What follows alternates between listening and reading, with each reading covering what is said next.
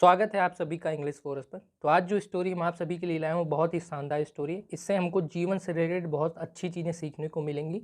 इस पूरी स्टोरी को हम एक एक वर्ड का सही प्रोनाउंसिएशन, उसकी Hindi meaning, tenses, active passive, सारी चीज़ें सीखेंगे, जिससे आपको ओवरऑल इंग्लिश सीखने और समझने में बहुत फ़ायदा होगा।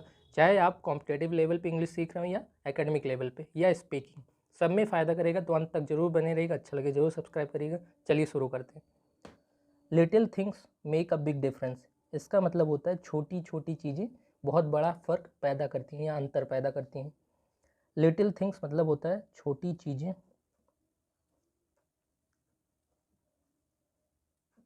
मेक मतलब बनाती हैं, एक बड़ा अंतर। देयर वॉज अ मैन, वहाँ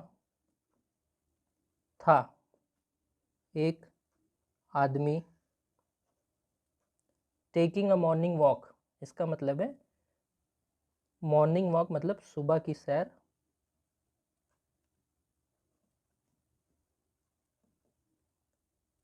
कर रहा था। यहाँ देखिए, जब हम कभी मॉर्निंग वॉक या इवनिंग वॉक जो भी कहते हैं उसके साथ हम टेक लगाते हैं, तो जो यहाँ का सेंस निकल रहा है कि कर रहा था, क्योंकि आईएनजी लगा हुआ है। तो इसका मतलब ये है वहाँ एक आदमी था जो सुबह की सैर कर रहा था। एट मतलब पे, द बीच मतलब समुद्र के तट पर, समुद्र के तट पर। ही सॉ, यहाँ देखिए वॉज लगा है, इसका मतलब है कि हमारा जो ये टेंस है वो सिंपल पास्ट में है। ही सॉ, उसने, ही एक प्रोनाउन है जो उस व्यक्ति के लिए लगा है। सॉ, सी का वर्ब की सेकंड फॉर्म जो बताती है हमारा टेंस जो होगा सिंपल पास्ट में जाएगा। उसने देखा। दैट की एलोंग विथ मतलब होता है साथ, साथ साथ। द मॉर्निंग टाइड मतलब सुबह की लहरें।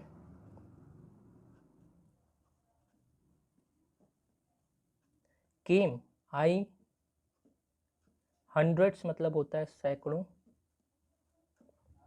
ऑफ स्टारफिश, यहाँ देखिए जब हम कभी ऐसे लिखें हंड्रेड्स ऑफ कोई नाउन, किसी नाउन के पहले हंड्रेड्स ऑफ या थाउजेंड्स ऑफ ऐसे शब्द लगे हों तो उनके साथ प्रीपोजिशन ऑफ आता है, जिसका मतलब निकलता है सैकड़ों स्टारफिश। स्टारफिश एक मछली की स्पीसी होती है। एंड और व्हेन जब द टाइड रिसीडेड मतलब लहरें वापस जाती या गईं। दे, वे, यहाँ देखिए ये प्लूरल थर्ड पर्सन में लगता है, प्लूरल प्रोनाउन किसके लिए लगा है? फिशेस के लिए, स्टार फिश के लिए। दे वर लेफ्ट, इसलिए हेल्पिंग वर्ब भी हमारा जो है वो भी प्लूरल में है। लेफ्ट बिहाइंड, वे पीछे छूट जाती थी, छूट जाती थी। इसका मतलब ये है जब लहरें वापस जाती थी तो जो मछलियां थी वो वहीं पे छूट जाती थी। एंड और विद द मॉर्निंग सनरेज मतलब सुबह की, सुबह की सूर्य के किरणों, सूर्य के किरणों से। यहाँ देखिए इसका मतलब ये है और सुबह की सूर्य के किरणों से। यहाँ देखिए द जो है ये डेफिनेट आर्टिकल है, किसी चीज़ को निश्चित करने के लिए लगता है, जैसे सुबह की किरणें ये निश्चित कर रहा है। दे वुड डाई, वे मर जाएंगी, ऐसा वो आदमी सोचता है। यहाँ देखिए वुड है हमारा मॉडल, उसके साथ वर्ब की फर्स्ट फॉर्म हमेशा आती है, जिसका सेंस निकलेगा कि वो मर जाएंगे। द टाइड मतलब लहरें, द निश्चित कर रहा है किसको? टाइड को। वॉज फ्रेश थी, ताजी। वॉज लगा है जो बताता है हमारा टेंस जो है सिंपल पास्ट में है। एंड और the starfish, starfish were थे, अलाइव मतलब जिंदा, जो स्टार फिश थी वो जिंदा थे। द मैन आदमी, टुक मतलब लिया, अ फ्यू स्टेप्स मतलब कुछ कदम, पिक्ड वन उठाया एक, and through it into the water, और थ्रू देखिए थ्रो का पास्ट फॉर्म सेकेंड फॉर्म है जो बताता है टेंस हमारा जो होगा सिंपल पास्ट में होगा। थ्रू इट मतलब फेंका, इन्हें, यहाँ देखिए इट जो है ये स्टार फिशेस के लिए आया एज अ प्रोनाउन, और ये हमेशा नॉन लिविंग थिंग्स या किसी जानवर के लिए यूज होता है जैसे स्टार फिश।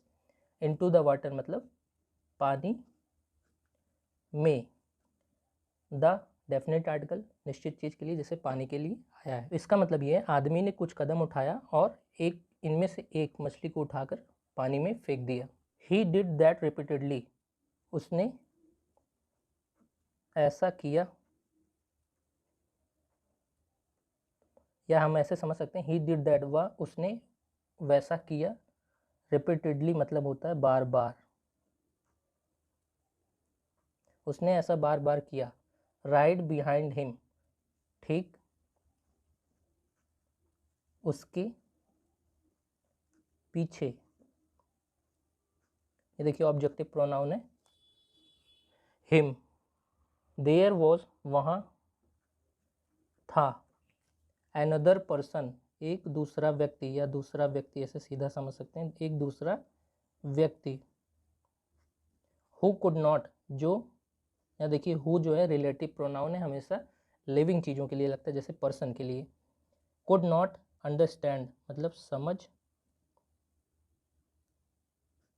नहीं समझ सका। कुड नॉट अंडरस्टैंड, कुड हमारा मॉडल है उसके साथ हमेशा वर्ब की फर्स्ट फॉर्म आती है जिसका सेंस ये निकल रहा है जो नहीं समझ सका।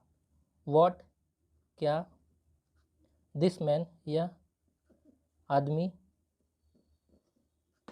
वॉज डूइंग कर रहा था, कर रहा था, ये देखिए वॉज डूइंग। हेल्पिंग वर्ब वी की फॉर्म है वॉज, क्योंकि सब्जेक्ट हमारा सिंगुलर है उसके साथ वर्ब की आईएनजी फॉर्म आई है जो बताता है हमारा टेंस पास्ट कॉन्टिन्यूअस में है। ही कॉट उसने, या वह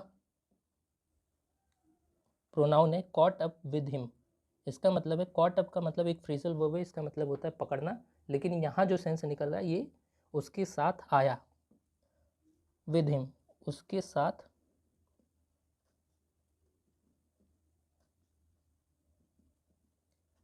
एंड आस्क और आस्क्ड मतलब होता है पूछा। वह व्यक्ति उसके पास आया दूसरे व्यक्ति के पास और उससे पूछा।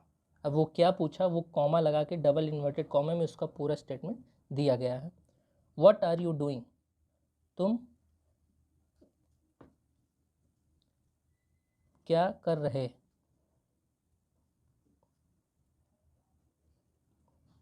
देखिए हमारा प्रेजेंट कॉन्टिन्यूअस में है और इंट्रोगेटिव सेंटेंस है, प्रश्नवाचक है। WH वर्ड पहले लगा, फिर हेल्पिंग वर्ब, फिर सब्जेक्ट, फिर ING फॉर्म ऑफ वर्ब। ये स्ट्रक्चर होता है हमारा इंट्रोगेटिव सेंटेंसेस का किसी भी टेंस में। There are hundreds of fish, वहाँ है, देखिए देयर प्रोनाउन है और उसके साथ आर हेल्पिंग वर्ब आया है प्रेजेंट के लिए, और ये बता रहा है क्योंकि हमारा सब्जेक्ट प्लूरल है। हंड्रेड्स मतलब सैकड़ों, star fish,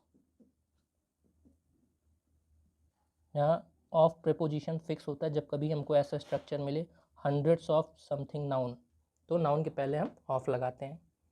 how many can you help, कितनों को तुम मदद कर सकते हो, ये क्वेश्चन है इंट्रोगेटिव में, ये हमारा स्ट्रक्चर है। वो पूछता है कि तुम कितने को मदद कर सकते हो। What difference does it make, इससे क्या फर्क पड़ेगा। इट मेक का जो सेंस यहाँ निकल रहा है पड़ेगा, डिफरेंस मतलब होता है फर्क, व्हाट मतलब क्या, डज लगाया जाता है एज अ हेल्पिंग वर्ब क्योंकि हमारा सब्जेक्ट जो है सिंगुलर है। तो वो पूछता है कि इससे क्या फ़र्क पड़ेगा, क्वेश्चन मार्क, अब उसका इन्वर्टेड कॉमा क्लोज मतलब यहाँ से यहाँ तक उसका पूरा स्टेटमेंट खत्म। दिस मैन, यह व्यक्ति, डिड नॉट रिप्लाई मतलब जवाब नहीं दिया, जवाब नहीं दिया, डिड नॉट। ये देखिए पास्ट का जब हमको नेगेटिव स्ट्रक्चर बनाना होता है तो हम डिड के साथ नॉट लगाते हैं, फिर वर्ब की फर्स्ट फॉर्म। टुक 2 मोर स्टेप्स, लिया 2 और कदम, उसने 2 और कदम लिया। पिक्ड अप मतलब उठाया, ये एक फ्रेजल वर्ब है जिसका मतलब होता है उठाना। यहाँ ईडी लगा है जो सेंस दे रहा है कि पास्ट में हो रहा है, इसलिए उठाया। एनदर दूसरा। वन, देखिए वन मतलब होता है, यहाँ हम मछली की बात करें इसलिए हम डायरेक्ट मछली के लिए वन लगाए हैं, जिसका सेंस ये निकल रहा है कि उठाया दूसरा मछली। थ्रू इट मतलब फेंका, थ्रो की पास फॉर्म इसे, इट मतलब इससे। इनटू में द वाटर मतलब पानी, उसने एक और कदम लिया और उठाया दूसरा मछली और इसे पानी में फेंका। एंड सेड और कहा, अब वो क्या कहा उसका स्टेटमेंट डबल इन्वर्टेड कॉमा में डायरेक्ट स्पीच की तरह लिखा गया। यह इट मेक्स बनाता है या करता है, बनाता है। एक डिफरेंस अंतर, टू दिस वन इस एक को। इसका मतलब ये है वो आदमी वह व्यक्ति कहता है कि यह अंतर बनाता है इस एक मछली को। What difference are we making, तो यहाँ तक हमारी स्टोरी जो है ख़त्म होती। अब उसके आगे मोरल है, स्टोरी का moral. What difference are we making, जो अंतर या क्या हम समझ सकते हैं, क्या अंतर आर वी मेकिंग हम बना रहे हैं या कर रहे हैं, ऐसे समझ सकते हैं। वी मतलब होता है हम, आर लगा है हेल्पिंग वर्ब क्योंकि सब्जेक्ट हमारा जो है वी है, प्लूरल है, और ये प्रेजेंट में बात हो रही, प्रेजेंट कॉन्टिन्यूस में। मेकिंग, क्या अंतर हम बना रहे हैं, क्वेश्चन मार्क। बिग और स्मॉल, छोटा या बड़ा, उल्टा लिख दिया हमने। बिग मतलब होता है बड़ा, स्मॉल मतलब छोटा। इट डज नॉट मैटर, या मायने नहीं करता। इट डज नॉट मैटर का मतलब होता है यह मायने नहीं करता। इफ यदि, एवरीवन हर कोई, मेड बनाता है, आ स्मॉल डिफरेंस एक छोटा अंतर। We end up with a big difference, हमें मिलता है